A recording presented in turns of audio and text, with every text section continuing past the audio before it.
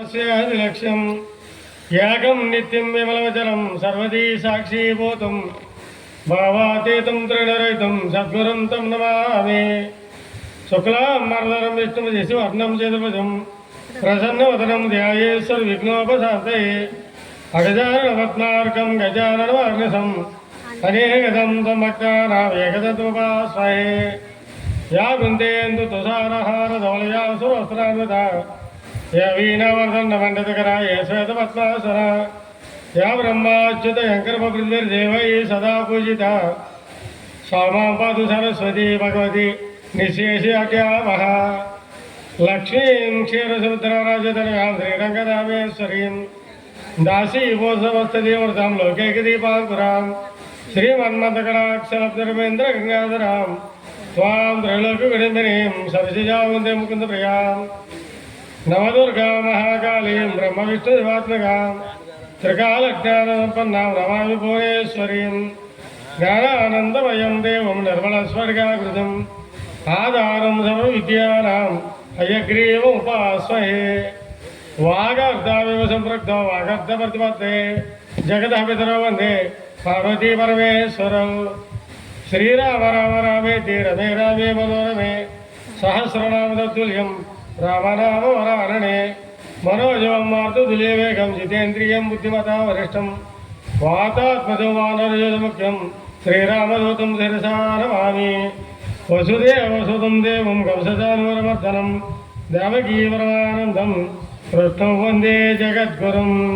जय गुरुदेवा जय गुरुदेवा सद्गुरुदेवा जय गुरुदेवा सद्गुरुदेवा सद्गुरुदेवा మన గురుదేవా ఆదినాథ్ గురూజీ మన గురుదేవా ఆదినాథ్ గురూజీ ప్రేమ స్వరూప ఆదినాథ్ గురూజీ ఆత్మ స్వరూప ఆదినాథ్ గురూజీ దేవి స్వరూప ఆదినాథ్ గురూజీ ఆశ్రమదాత ఆదినాథ్ గురూజీ సంగలదాత ఆదినాథ్ గురూజీ జై గురుదేవా आदि पराशक्ति के सदगुरु महाराज के सदगुरु साईनाथ महाराज के श्री श्री श्री त्रिनाथ गुरुजी वार के समस्त गुरुदेवुలకు అందరూ మహాత్ములకు जय श्री जय गणपति जय गणपति जय गणपति जय गणपति गणपति जय जय गणपति वाणी जय जय वाणी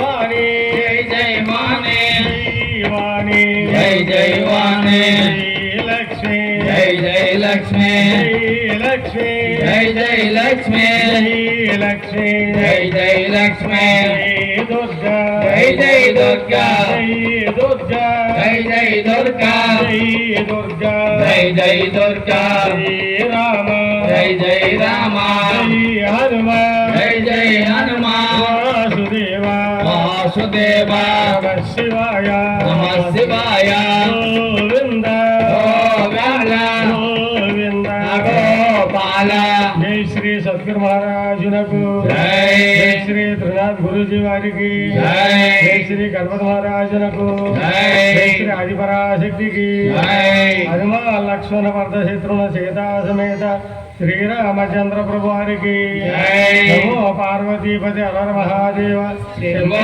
शंकर వెంకటరమణ గోవింద గోవింద వచ్చినటువంటి 50 మందికి జై రాని వారికి జై ఆఖరి రోజైనా రాని వారికి జై నా గొడవ వదిలిపోతున్నా రాని వారికి జై ఓం శక్తి ఓం శక్తి జై శ్రీరామ్ జై జై శ్రీరామ్ 50 మంది కలకలాడుతున్నాయి మొక్కలు అందరూ.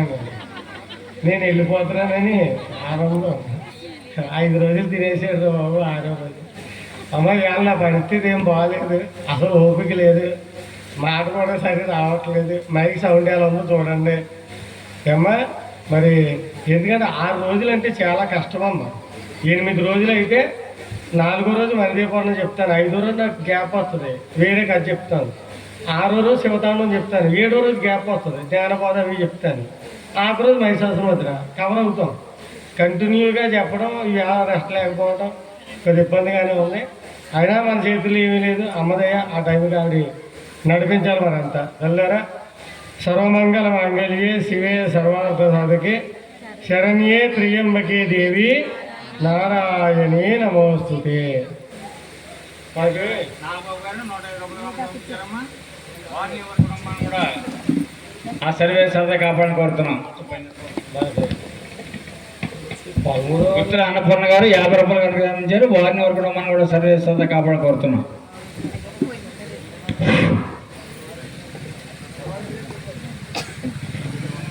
ఈశ్వరులకు సూత మహర్షుల వారు శ్రీదేవి భాగవత పురాణ ప్రవచనాన్ని తెలియజేయటం జరిగింది. కథా ప్రారంభంలో ఏం చెప్పారు? మొదటి రోజు వచ్చిన వాళ్ళకి తెలుస్తుంది, మధ్యలో వచ్చిన వాళ్ళకి తెలియదు. కొయ్యలోంచి పుట్టాడు శుకుడు, వ్యాసుల వారు కుమారుడు అన్నారు. అది ఎలాగో చెప్పుకున్నాం. తర్వాత విష్ణుమూర్తి గారి తలకాయ తెగిపోయింది. అది ఎందువల్ల ఎలా తెగిపోయిందనే విషయం చెప్తూ హయగ్రీవ అవతారం గురించి చెప్పుకోవడం జరిగింది. తర్వాత ఏం జరిగింది? వ్యాసుల వారి గురించి చెప్పుకున్నాం. భీష్ముడి తత్వం అంతా చెప్పుకున్నాం. తర్వాత పరీక్ష మహారాజు గారు పాము కాటుకు చనిపోతే జనమేజయుడు ఏడుస్తుంటే వ్యాసుల వారు వచ్చారు, అమ్మ యజ్ఞం చేయమన్నారు. ఆయన ఏమన్నాడు? అమ్మ అంటే ఎవరు? అమ్మవారి రహస్యాలన్నీ తెలియజేయమని అడిగాడు. మణిదీప వర్ణన చెప్పుకోవడం జరిగింది. తర్వాత దుర్గా శతాక్షి శాకంబరి చెప్పుకున్నాం అమ్మ. తర్వాత అమ్మవారు గౌరీదేవి దక్షుడు కుమార్తెకి ఎందుకు పుట్టిందనే విషయాలు నిన్న మాట్లాడుకున్నాం. ఇప్పుడేంటి మరి? గౌరీదేవి గురించి తెలిసింది కదా. ఏమైంది ఆవిడ? విష్ణుమూర్తి లక్ష్మీదేవిని గౌరీదేవి శివుడి మీద విష్ణుమూర్తి మీద కోపంతో అమ్మతో లీనమైపోయారు. దక్షుడు కూతురుగా పుట్టింది. దక్షయజ్ఞంలో ధ్వంసం అయిపోయింది. మరి పార్వతీదేవి ఎవరు? అక్కడ ఆపేం నిన్న కదా. అమ్మవారు హేమవంతుడికి పార్వతి అనే పేరు మీద పుడతాను అన్నదన్నమాట. పార్వతి అంటే ఎందుకు వచ్చింది ఆ పేరు ఆవిడికి? పర్వతరాజు పుత్రిక కనుక పార్వతి అయ్యిందనమాట. హేమవంతుడు అంటే ఎవరు? పర్వతాలకు రాజు. ఆయన కుమార్తె కనుక పార్వతి అయ్యిందనమాట. ఏమ్మా పార్వతీదేవిగా ఉద్భవిస్తాను అంటే నిన్న అక్కడ కథ ఆపుకున్నాం. అక్కడి నుంచి కంటిన్యూ చేస్తాను. డైరెక్ట్గా కథలోకి వచ్చేసాను. ఇవాళ ఏ విషయాలు చెప్పినా కథల విషయాలే చెప్తానమ్మా. బయట విషయాల్లోకి వెళ్ళకుండా కథలు వచ్చినటువంటి విషయాలు అవి కూడా టైంను బట్టి అవకాశాన్ని బట్టి ముఖ్యమైన విషయాలు చెప్పుకుంటూ కథలోకి వెళ్ళిపోయి ఆఖరిలో రాక్షస సంహారం ఐగిరినందులో ఒక అరగంట కార్యక్రమంతో పూర్తయిపోద్ది అనమాట. అమ్మా ఐగిరినందులో అరగంటే మిగతా కంటే మిగతా 2 విషయాలు పూర్తి చేయడానికి ప్రయత్నం చేస్తాను. చూద్దాం అమ్మదయ్య. సరే ఓం శక్తి. ఓ దాంట్లో తీసేసుకొచ్చండి.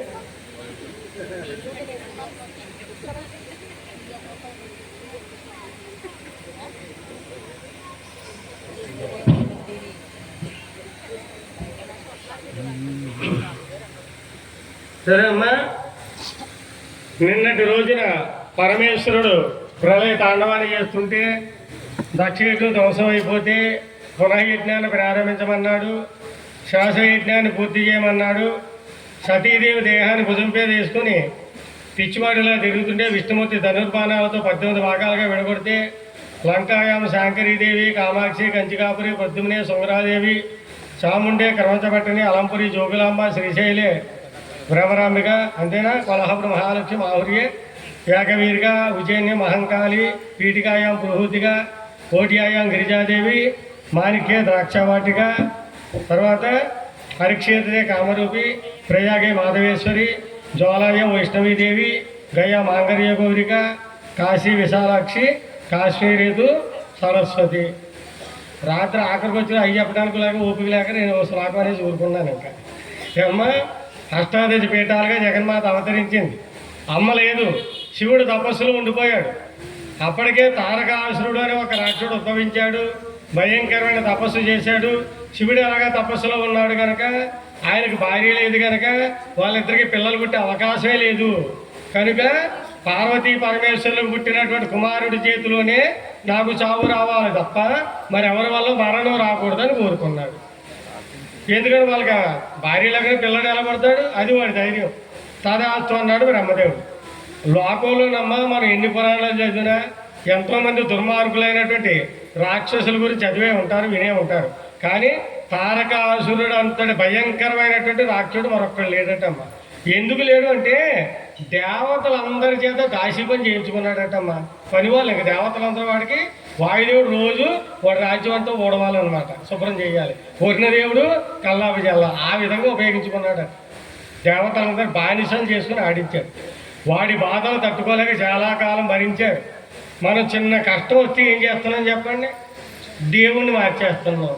చిన్న బాధ రాగానే అబ్బాయి అమ్మవారు వాళ్ళు ఏం పని అవ్వట్లేదండి, సాయిబాబా దగ్గరికి వెళ్ళిపోదాం. సాయిబాబా దగ్గర ఎన్నాళ్ళు ఉంటారు?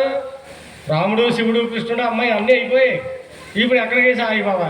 సాయిబాబా దగ్గర పూర్తిగా ఉంటారా? 1 సంవత్సరం 2 సంవత్సరాలు అనుకున్న ఎవరంతకాలం ఉంటాం. మళ్ళీ అక్కడ ఏదైనా పని అవ్వకపోతే మళ్ళీ అక్కడి నుంచి మళ్ళీ కలిగి బాబా అని అంటాం.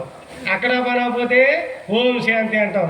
అబ్బాయి కళ్ళు మూసుకుని కూర్చుంటే మెరుపులే కనపడుతున్నాయని భయం వేస్తుందాకని చెప్పి ఏ గొడవ లేకుండా మతం మారిపోతున్నాం. ఇంకా ముందు దేవుళ్ళు మారుతాం, తర్వాత ఏం మారుస్తాం? మతం మార్చేస్తాం. సులభంగా ఉంది కనుక మతాన్ని కాదమ్మా, మతిని మార్చండి. హిందూ ధర్మం, సనాతన ధర్మం. మొన్న కొన్ని మాటలు చెప్పాను కదా, ఇప్పుడు 2 మాటలు చెప్తున్నాను. వివేకానంద స్వామి చికాగో మహాసభల్లో సర్వమత సమ్మేళనం జరుగుతుంది. అన్ని మతాలకు సంబంధించినటువంటి మహాత్ములందరూ వేదిక మీద కూర్చొని ఉన్నారు. అన్ని మత గ్రంథాలు ఉన్నాయి అక్కడ. అన్నిటికంటే అడుగునే ఉంది భగవద్గీత, పైన మిగతా గ్రంథాలన్నీ ఉన్నాయి. వాళ్ళందరూ మన భారతదేశం అంటే చాలా చులకనగా చూసేవారమ్మా. ఈ మధ్య భారతదేశం గొప్పతనం అంతా ప్రపంచ దేశాలన్నీ కూడా తెలుస్తున్నాయి. తెలుసా?